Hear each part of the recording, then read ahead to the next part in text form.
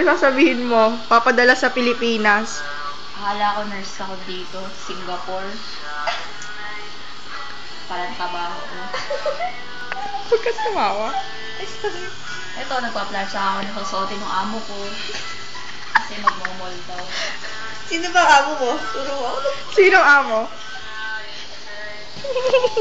Siya? Nag-aaral ako ng 4 na taon.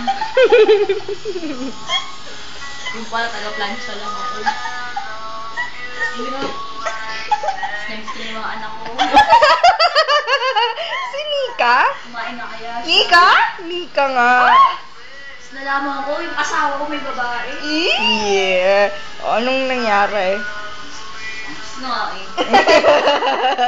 Go lang ano. Tapos ano pati? Ang tago sa ano mo yan? Yung emote.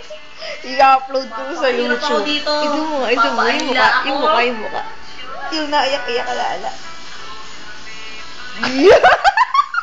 Huwag ka tumawa. Hindi mo mapigilan.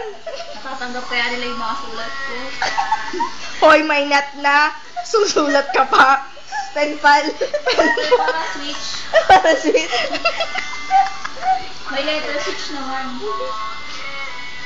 Titigil lang Ay, kumain. babe. Dahil na-develop na kami sa boy.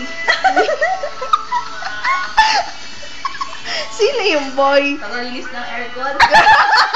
Yun na. Woo! Ay, Jarcon. Taga-deliver ng Celine. Hi, buhay, Singapore. Ito ba mga bagong bayani? OFW. Asawa mo, makakabit lang. Yeah. Ilang pagkain ang hindi mo kinain. Ilang pagkain na hindi ko kinain para lang maipadala sa inyo. Nag-aalaga ako ng ibang bata.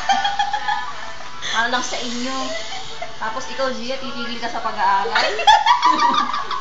Masagot ka pa? Katwiran yan. Kung alam lang nila. Akala ko din nurse. Nag-plancha lang pala. Hindi kinaya, oh. Ayoko na. Hoy, magluluto ka pa. Meron pa bang video? Mm-mm. Kaya po doon sa mga taga-POEA, sabi kong mga nirecruit na mga nurse. Ay, ito pa.